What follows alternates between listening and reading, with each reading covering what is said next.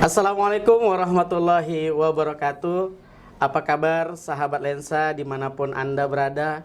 Ya, ngomong-ngomong ya sudah lama ya kita tidak melakukan podcast di lensa. Dan hari ini ternyata kita kembali mengajak untuk mengetahui perkembangan terkhusus di Kota Binjai. Dan hari ini kita kedatangan tamu yang sangat luar biasa. Pasti sahabat lensa bertanya-tanya kan, siapa yang datang hari ini? Yang pastinya hari ini datang adalah orang nomor 1 di BNN. Siapakah dia? Beliau adalah Ibu AKBP Mardalena Sirait SSI. Ya, mau tahu keseruan selanjutnya? Sabar, tunggu sebentar lagi. Oke? Iya, sahabat lensa, hari ini kita kedatangan Ibu Mardalena. Selamat siang menjelang sore, Ibu. Selamat siang, Pak Halim. Iya, jadi Bu, hari ini Ibu datang ke lensa ya, Bu. Iya. Mungkin baru pertama kali datang kemari. Mudah-mudahan datang pertama membawa kesan yang baik dan kedepannya nanti kita bisa sinergi ya, Ibu. Iya. Iya, jadi ini menyambut pertanyaan-pertanyaan di masyarakat sih, Bu, di Kota Binjai ya kan. Ya, tapi sebelum itu bolehlah Bu diperkenalkan dulu. Ibu siapa? Karena sahabat lensa nanya-nanya nih, bajunya biru, wajahnya cakep gitu kan. Dan kebetulan kita sudah lama nggak menyapa sahabat lensa di luar sana. Oke, silakan Ibu. Oke, Assalamualaikum warahmatullahi wabarakatuh. Waalaikumsalam. Selamat sore sahabat lensa. Iya, jadi benar, saya baru pertama sekali datang ke Yayasan Sid Alfitia Binjai ini. Jadi saya sangat senang diundang supaya minimal sekolah ini tahu seperti apa kondisi narkotika di Kota Binjai ini.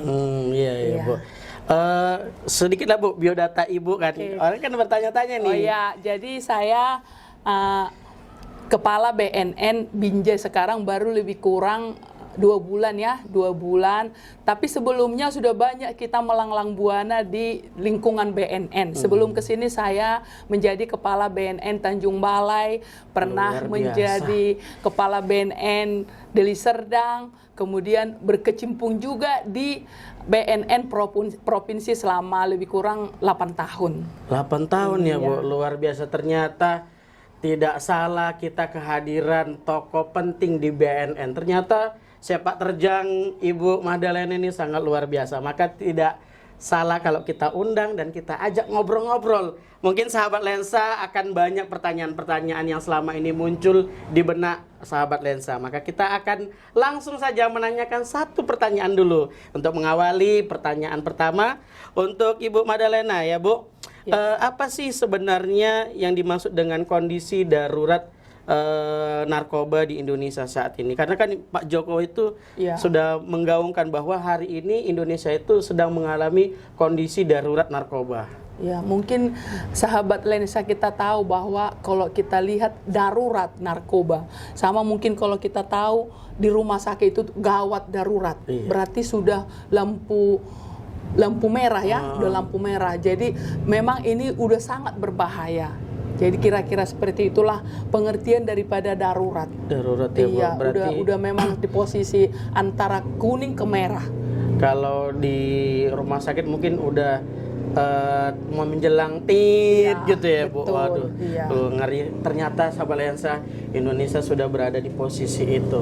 Lalu Ibu, mengapa sih Indonesia masuk ke dalam kondisi darurat itu? Ya, memang kalau kita lihat, memang karena kita lihat data-data memang Indonesia ini, khususnya Sumatera Utara.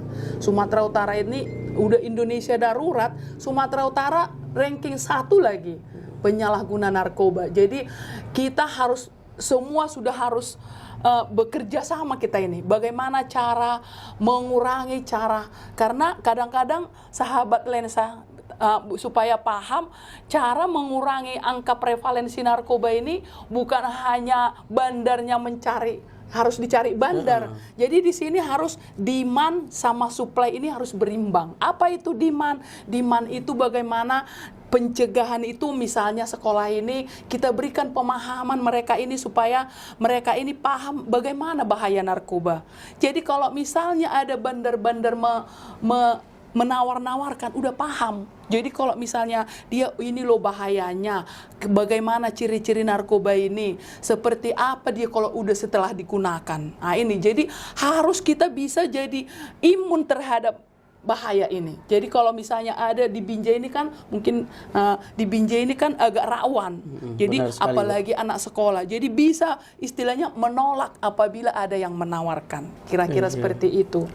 Kemudian saya lanjutin lagi ya. Kemudian ada lagi program rehabilitasi. Jadi salah satu demand juga program rehabilitasi. Kalau kita sudah tahu ada saudara kita, ada tetangga kita yang sudah kena, jangan dibiarkan. Ini gitu ya, harus Bu. ada langkah-langkah untuk direhabilitasi. Kemudian tetap kalau bandar-bandar ya tetap kita tindak lanjuti. Iya, Jadi harus berimbang ini, demand sama supply ini harus berimbang cara mengatasi. Jadi seperti itu makanya supaya bisa tidak darurat lagi. Iya, itu kan secara global ya, Bu, Iya, betul. di kondisi Indonesia saat ini. Jadi bagaimana kondisi di Kota Binjai saat ini penyalahan guna narkoba itu, Bu? Oke, jadi kebetulan saya kan baru lebih kurang 2 bulan di sini. 2 bulan ya, Bu? 2 Baru 2 bulan. Iya, jadi kalau kita lihat, tadi kita lihat ya Sumatera Utara ini nomor 1, biar tahu juga Iya, sahabat lensa kita ini bahwa Sumatera Utara ini nomor 1.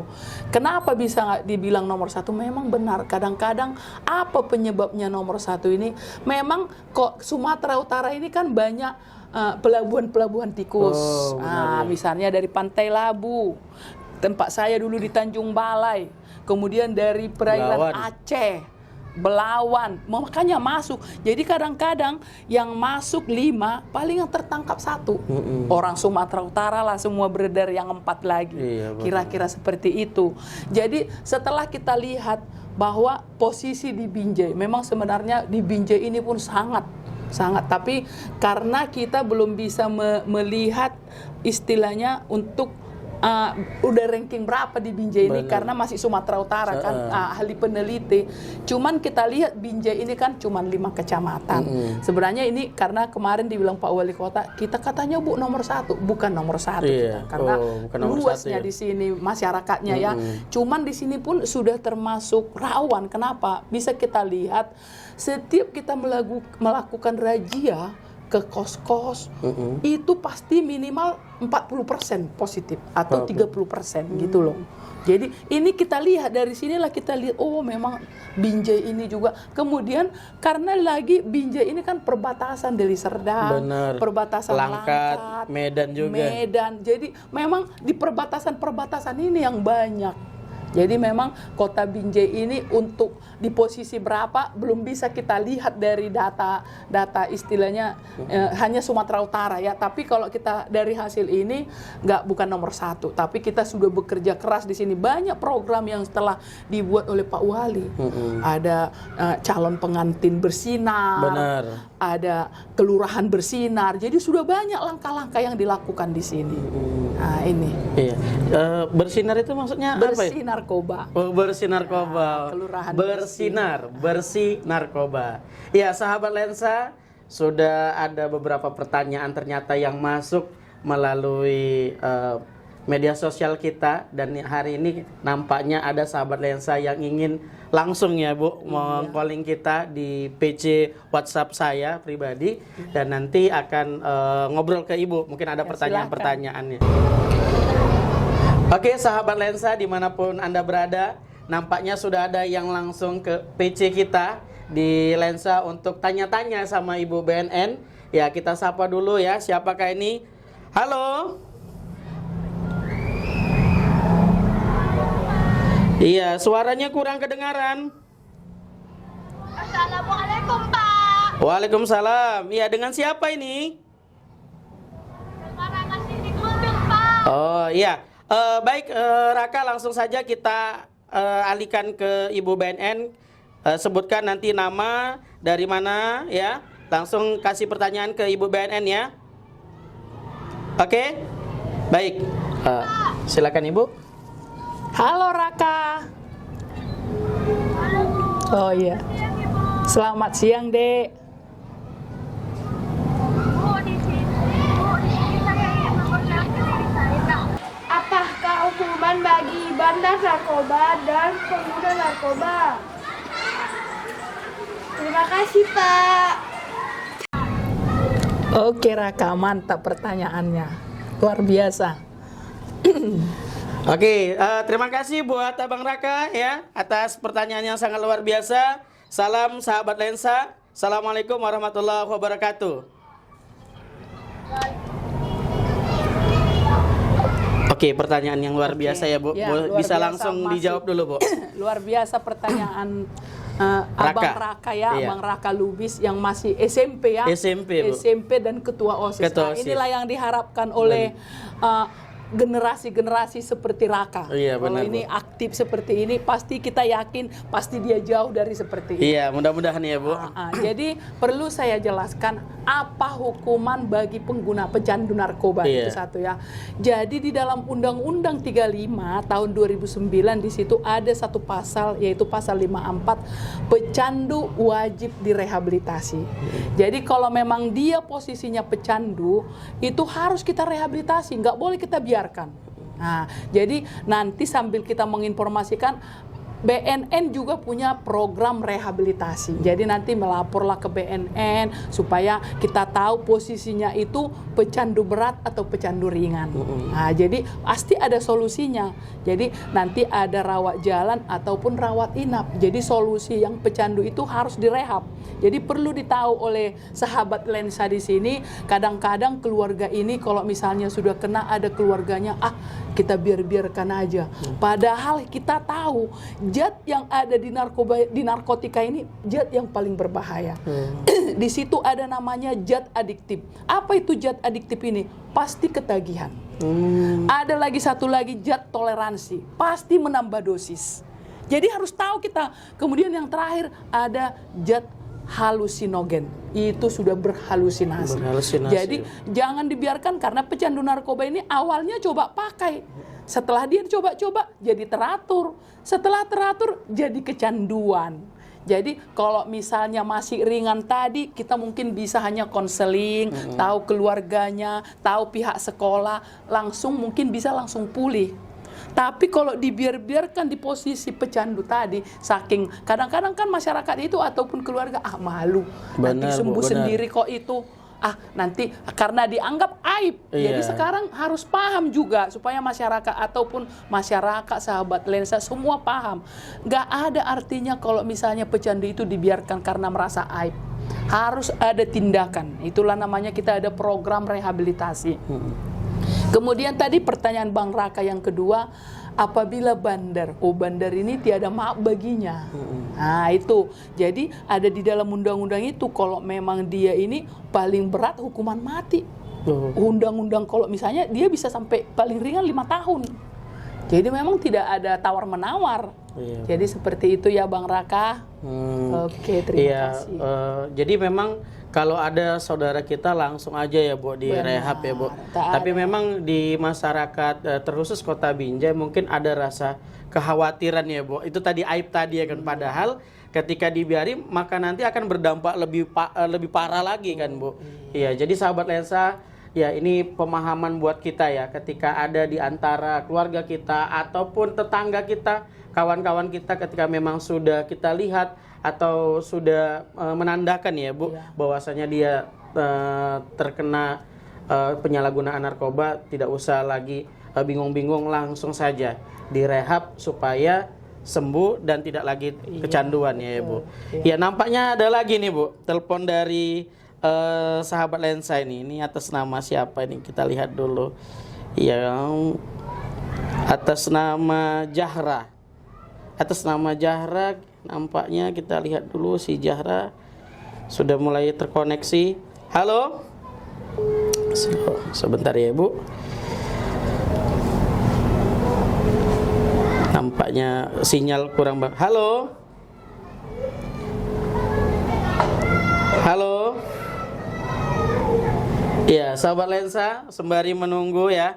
Ternyata diangkat juga belum tersambung, mungkin kondisi apa ya Bu? Pertanyaan kita lanjutkan dulu ya Bu, terlepas dari telepon dari sahabat lensa.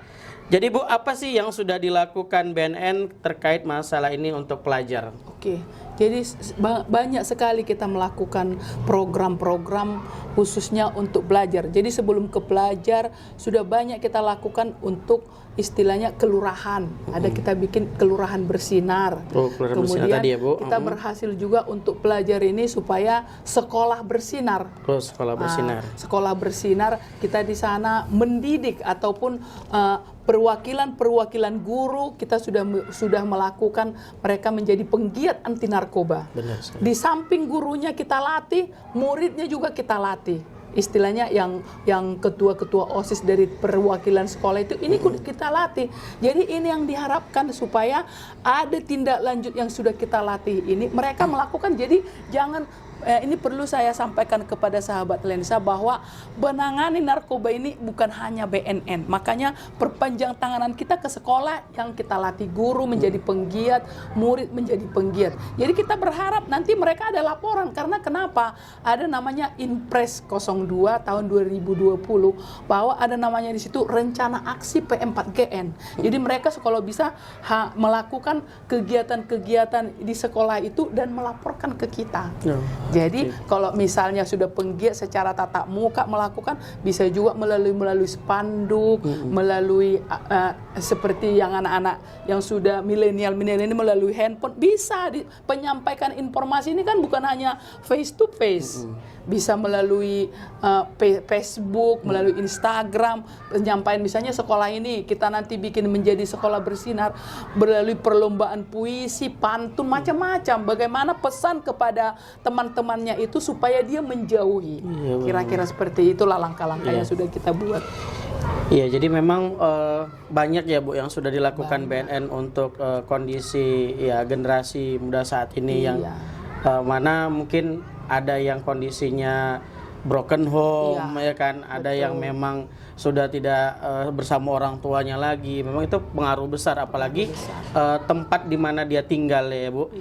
Tadi seperti yang sudah kita sampaikan tadi, kalau misalnya untuk bandar ya, bandar. Jadi bandar ini sesuai dengan Undang-Undang 35 tahun 2009 itu di pasal 111, 112 itu bahwa kalau misalnya di atas surat edaran Mahkamah Agung, karena gini, ada dua proses rehabilitasi di BNN ini. Satu, kalau misalnya ada surat edaran Mahkamah Agung hanya 1 gram, itu nanti putusannya kita rehab. Tapi gitu, dilewat dari situ itu golongan golongan penjual ya. Penjual. Ya, jadi itu ada di dalam pasal 111, 112 paling sedikit 4 tahun seperti saya bilang. Tapi paling besar hukuman mati. Hukuman 10 tahun penjara tergantung berapa besar yang dia jualkan itu. Kira-kira seperti itu. Ya, Oke, memang kalau kita lihat kondisinya banyak ya Bu sekarang bandar-bandar itu ya bukan di kalangan dewasa saja tapi anak-anak juga menjadi targetan ya. Jadi apa sih Bu yang dilakukan BNN terkait masalah ini untuk pelajar? Ya, itu tadi yang sudah kita sampaikan itu banyak yang program-program yang kita buat tadi supaya di samping kalau bisa misalnya sekolah ini dilakukan tiap hari Senin pesan-pesan. Mungkin di sini belum ada kita latih ya dari bisa nanti supaya dan bisa kita diundang dari BNN kalau pas upacara gitu kita lakukan di sana supaya sekolah ini bisa sekolah bersinar. Tapi kita yakin sekolah ini pasti jauh dari narkoba. Tapi untuk mengantisipasi perlu karena yang muridnya ini kan Bang Halim ini semua remaja. Benar sekali. Jadi remaja ini kepingin tahu semua. Sebenarnya dia bagus, rajin sholat, tapi di tengah jalan sana ketemu pula dengan kawan-kawannya yang memang tidak betul. Nanti kalau tidak maco, coba-coba merokok. Ini yang membuat remaja. Sebenarnya yang pecandu narkoba ini bukan orang yang bandel, karena pengaruh lingkungan, pengaruh keluarga, pengaruh dapatnya jet gampang sekarang cari narkoba Pak. Iya Bu. Lebih susah cari sikat gigi daripada cari narkoba. Betul. Nah, itu jadi ini makanya untuk pelajar ini perlu dibikin langkah-langkah sholat tetap, tapi minimal mereka memahami apa sih narkotika itu, apa narkoba itu, apa sih bahayanya, bagaimana langkah-langkah untuk mengatasinya. Nah, ini yang perlu istilahnya dari pihak sekolah juga harus minimal ada spanduk-spanduk, tentang himbauan itu yang perlu kita bikin, bagaimana mengatasi sekolah supaya jauh dari narkoba, Pak. Oke, ya sahabat lensa, sudah banyak ya penegasan ataupun info-info terkait tentang penyalahgunaan narkoba.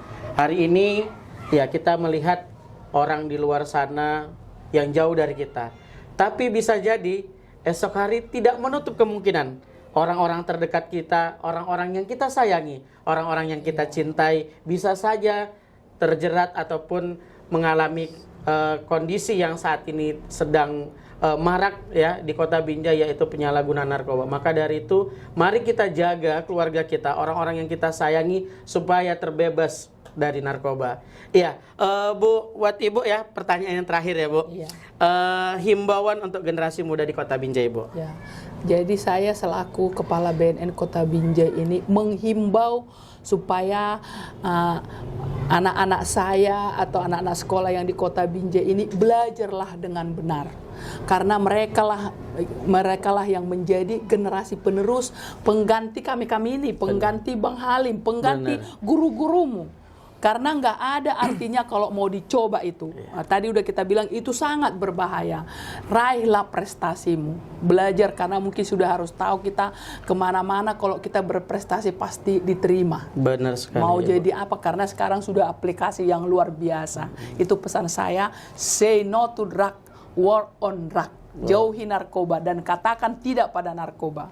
Mungkin inilah pesan saya selaku Kepala BNN Kota Binjai. Terima kasih. Iya, iya sahabat lensa di luar sana ya, dimanapun Anda berada, hari ini betul-betul sangat mengedukasi ya dengan kedatangan Ibu Kepala BNN Kota Binjai yang telah memberikan informasi yang sangat luar biasa.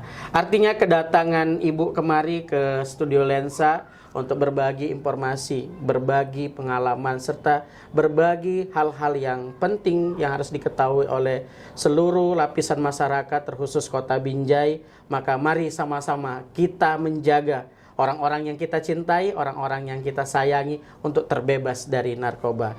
Pastikan keluarga kita tidak termasuk bagian dari orang-orang yang melakukan ataupun menyalahgunakan narkoba itu. Bebas narkoba, maka kita termasuk orang-orang yang nantinya mendapatkan sisi positif untuk melanjutkan kehidupan ke depannya. Dan yang pastinya untuk kaula muda, untuk generasi bangsa, yuk kita sama-sama mengunggulkan prestasi. Terima kasih buat Ibu Madalena yang telah menyempatkan waktunya untuk datang ke studio lensa. Di lain kesempatan kita bisa datang lagi kemari ya, Bu, dengan berbagi informasi yang selanjutnya, dan nanti kita jadwalkan untuk menjadi pembina di upacara di sekolah kita. Baik sahabat lensa dimanapun Anda berada, sampai di sini dulu perjumpaan kita. Ya, mungkin ada hal-hal yang ingin nanti tidak ditanyakan, bisa langsung hubungi Lensa Lentera Sid Alpitia Binjai. Dan berkaitan dengan BNN, bisa langsung saja ke BNN yang letaknya di Bandar Sinemba. Oke, demikian yang dapat kita sajikan untuk sahabat lensa dimanapun Anda berada. Salam prestasi dan salam sahabat lensa. Assalamualaikum warahmatullahi wabarakatuh.